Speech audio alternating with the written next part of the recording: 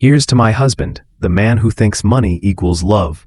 Here's to my husband, I said, holding my glass just high enough for the light to catch it. To the man who thinks money equals love. The room went still. Guests froze mid-smile. Laughter flickered out like a candle in the wind. Across the long mahogany table, my husband, Daniel, stared at me, the practiced charm on his face cracking just slightly.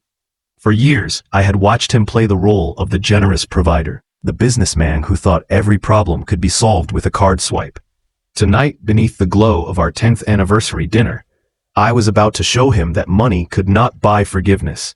When I met Daniel, I was 24, bright, naive, still believing that love was something soft and warm, not something measured in investments and interest rates. He was already successful. Sharp suit, sharp smile, sharp promises. He liked to say things like, "I just want to take care of you, Emily. You'll never have to worry again." And at first, that sounded like safety. Who doesn't want safety? Our wedding was a headline event. White roses, a string quartet, drone footage sweeping over a rented vineyard. Everything looked perfect, and maybe for a year or two, it was. But money changes the air you breathe. Slowly, Daniel's love began to sound like accounting. He tracked what he gave. He measured my gratitude. He made lists, not of dreams, but of debts I owed him for everything he provided. When I decorated our home, he'd say, "You only have that because I paid for it." When I thanked him for taking me on trips, he'd smile, "Of course, that's what good husbands do. You're lucky." And maybe I was, until I realized I wasn't his wife anymore. I was his possession. It started with the phone calls, late at night, whispered conversations from his office down the hall. "Business partners," he said. "Clients. Deals." But I heard a voice once, light, feminine, too familiar in tone to be business. The way he laughed, the softness in his voice, I knew it wasn't a client. When I asked, he just smiled, that politician smile. "Emily, you're overthinking. You know how much stress I'm under." That line, "You know how much stress I'm under," became his shield for everything. For the nights he didn't come home, for the lipstick stain I once found on his shirt collar. Just a handshake kiss from a client babe. For the growing distance between us. I stopped asking, because I already knew. One morning, I received a message meant for him. A woman named Clara. "Last night was worth every lie. Can't wait for next weekend." It wasn't just an affair. It was a pattern. And like every pattern, it had a logic. Daniel's logic was control. He controlled money. He controlled image. He controlled the story of who we were. So I decided to control something else. The ending. Revenge isn't born from rage. Rage is loud, sloppy, temporary. Revenge is art. It's patience wearing a smile. I didn't storm into his office or throw a drink in his face. Instead, I began studying. Daniel ran a financial firm, investments, partnerships, silent shareholders. He assumed I didn't understand numbers. He was wrong. Before I married him, I was an analyst at a bank. I had given it up because he wanted me to relax. I knew how to follow money, and I did. For 6 months, I collected everything. Emails, transfer receipts, shadow accounts. There were funds hidden offshore. Names I didn't recognize tied to consulting fees. And Clara, she wasn't just a mistress. She was an employee. One he'd paid through fake contracts. I printed everything. Every transaction. Every falsified signature. And then, slowly, I built something. While Daniel was busy flaunting his empire, I quietly started a company in my maiden name, E. Brooks Consulting.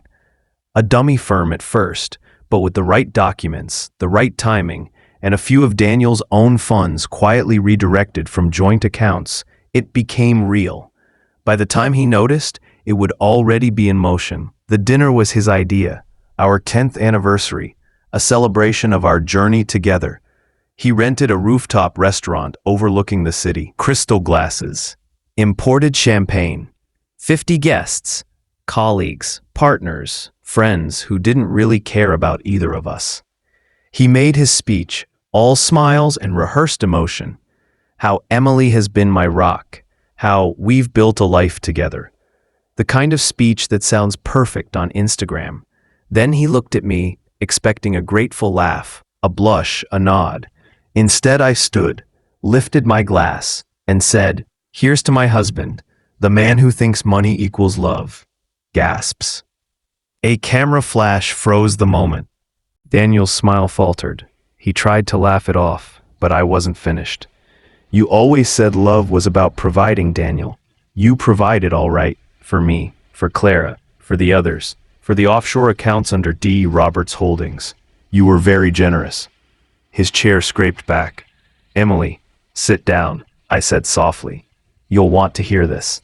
I reached into my purse and slid a thin black folder across the table. Its edges gleamed under the light. His business partner, Thomas, leaned forward first, curiosity betraying him. He opened it. Inside were copies of every fake transaction, every transfer from company accounts, every payment to Clara. The silence was heavier than the city air. Daniel's face turned white. He looked at me like I had set fire to his kingdom, and maybe I had. "You can't prove any of this," he said, voice shaking. I smiled. "You're right, I can't, but the IRS can. They already have copies." His eyes widened. What did you do?" "I told them the truth, Daniel, and I made sure your board got it too. They'll find the missing funds by morning." The room murmured. Phones buzzed. Thomas stood abruptly, muttering something about legal implications. Half the table rose and left. Daniel's empire wasn't just cracking, it was caving in. He reached for me, desperate now. "Emily, listen, we can fix this. I'll make it right." I leaned closer. "You can't buy this one back. You bought everything else. Houses, silence, affection, but not this." I stood up, left the folder open on the table, and walked toward the elevator. Before the doors closed, I turned and said, "You always said love was an investment. I guess this is the return." The next week was chaos. The firm suspended him. Investigations followed. Clara disappeared. Rumor said she fled the country. The media loved it. Financial mogul under federal investigation after wife's revelation. As for me, I vanished quietly. I'd already moved the assets legally under my new company. I bought a small house by the coast, nothing extravagant, just free.